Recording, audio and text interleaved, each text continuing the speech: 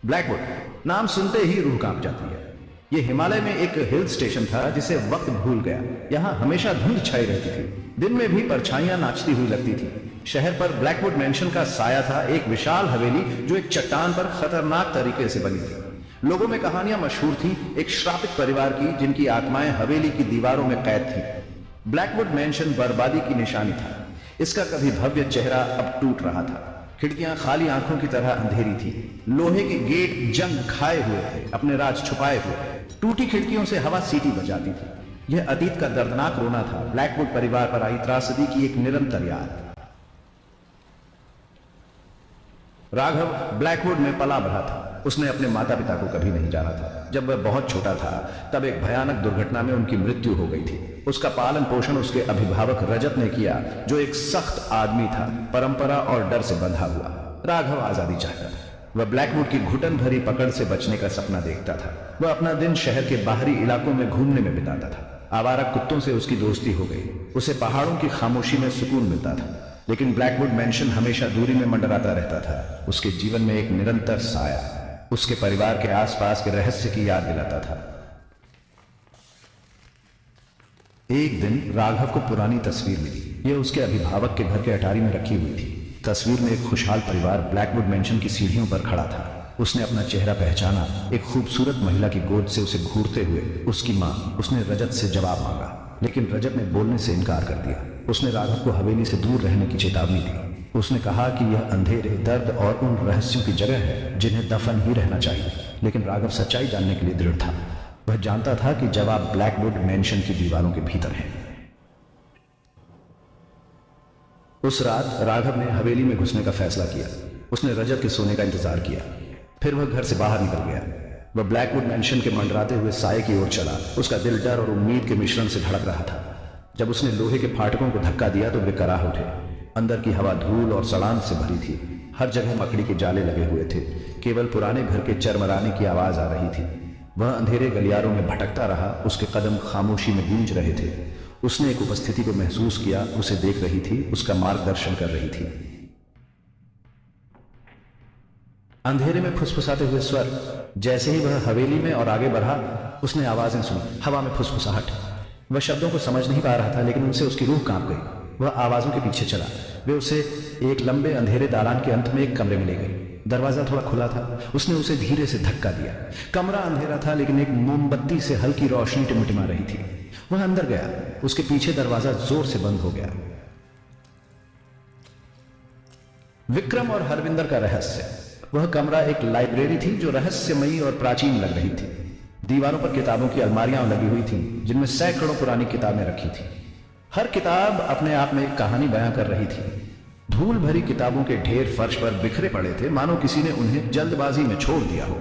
यह दृश्य किसी पुराने रहस्य की ओर इशारा कर रहा था। कमरे के बीच में एक बड़ा महोगनी डेस्क रखा था जो समय की मार झेल चुका था। इस डेस्क पर कई रहस्यमयी कहानियां लिखी गई होंगी। डेस्क पर एक किताब खुली हुई थी जो मोमबत्ती की रोशनी में चमक रही थी। यह किताब किसी गहरे रहस्य को उजागर करने वाली थी। राघव सावधानी से डेस्क के पास गया। उसके दिल की धड़कनें तेज हो रही थी। उसे लगा कि वह किसी बड़े रहस्य के करीब पहुंच रहा है। उसने किताब उठाई। यह एक डायरी थी जो बहुत पुरानी और महत्वपूर्ण लग रही थी। चमड़े का कवर पुराना और फटा हुआ था, जिससे यह स्पष्ट था कि यह डायरी कई सालों से इस्तेमाल में थी। पृष्ठ पुराने होकर पीले पड़ गए थे, जो समय की गवाही दे रहे थे। हर पृष्ठ पर लिखी बातें एक अलग कहानी कह रही थी। उसने डायरी खोली और पढ़ना शुरू किया। हर शब्द उसे अतीत की गहराइयों में ले जा रहा था। डायरी विक्रम ब्लैकवुड की थी, राघव के परदादा। यह जानकर राघव की उत्सुकता और बढ़ गई। विक्रम ने हवेली में अपने जीवन के बारे में लिखा था। हर पृष्ठ पर उनके जीवन की घटनाएं और अनुभव दर्ज थे। अपनी पत्नी हरविंदर के लिए उसका प्यार, उनकी प्रेम कहानी किसी परी कथा से कम नहीं थी, और एक काला राज जिसने उसे परेशान किया। यह राज उसकी आत्मा को झकझोर कर रख देता था। उसने एक श्राप के बारे में लिखा था। यह श्राप उसके परिवार को पीढ़ियों से सताता आ रहा था। एक श्राप जिसने पीढ़ियों से उसके परिवार को सताया था। यह श्राप उनके जीवन में अंधकार और दुख लाता था। राघव ने डायरी बंद की और एक दृढ़ निश्चय के साथ खड़ा हो गया। वह इस रहस्य को सुलझाने के लिए तैयार था। वह जानता था कि यह यात्रा आसान नहीं होगी, लेकिन वह अपने परिवार को इस श्राप से मुक्त कराने के लिए कुछ भी करने को तैयार था। हवेली के बाहर चांदनी रात में राघव ने अपने कदम बढ़ाए। उसके मन में एक ही लक्ष्य था, अपने परिवार को इस श्राप से मुक्त कराना।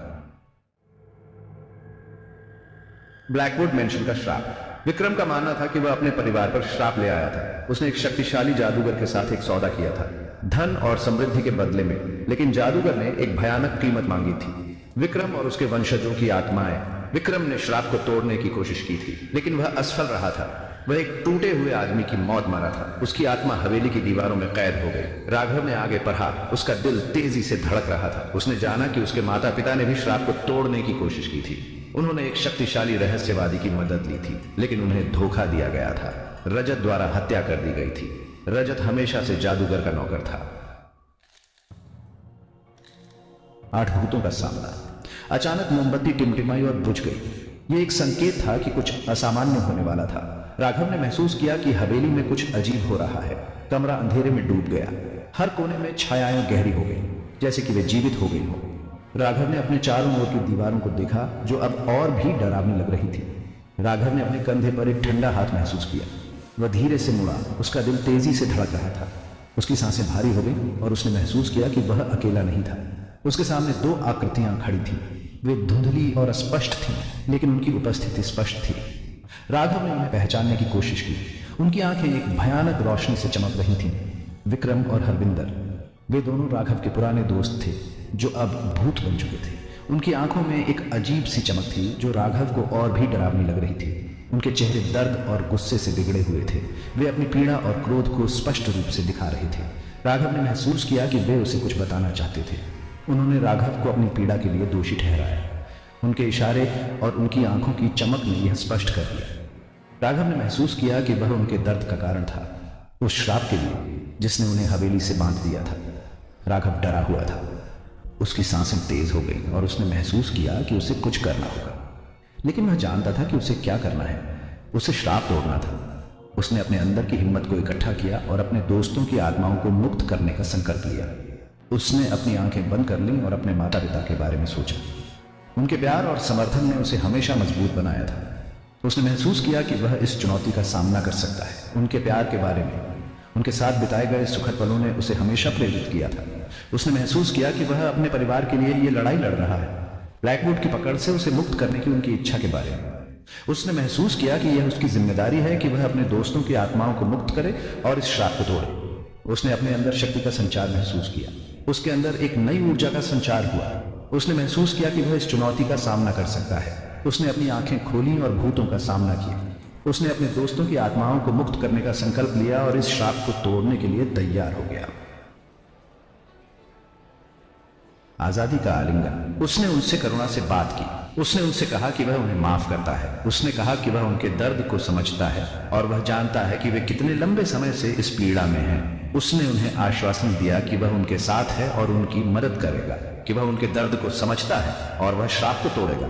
उसने उनके टॉवर्ड्स अपने हाथ उठाए। उसके हाथों से एक अदृश्य शक्ति निकलने लगी, जो कमरे में फैली हुई अंधकार को चीरने लगी। यह शक्ति इतनी प्रबल थी कि उसने कमरे की हर एक चीज को हिला दिया। एक अंधी रोशनी में कमरे को भर दिया। भूत चीखे। यह रोशनी इतनी तेज थी कि किसी की भी आंखें चौंधिया जाए। भूतों की चीखें कमरे की दीवारों से टकराकर गूंजने लगी।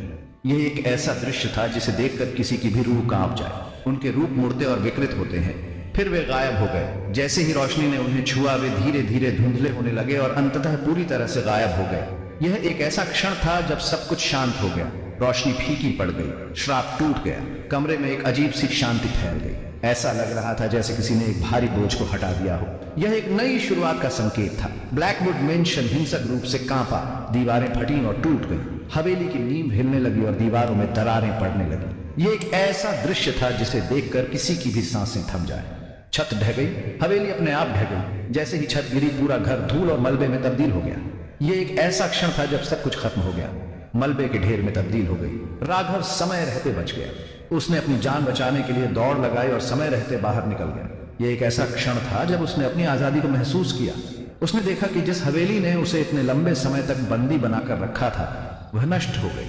उसने देखा कि कैसे वह हवेली, जिसने उसे इतने समय तक कैद में रखा था, अब सिर्फ मलबे का ढेर बन गई थी। यह एक ऐसा दृश्य था जिसे देखकर उसकी आंखों में आंसू आ गए। वह आजाद था। वह खंडहरों से दूर चला गया। उसने अपने पीछे उस अतीत को छोड़ दिया जो उसे जकड़े हुए था।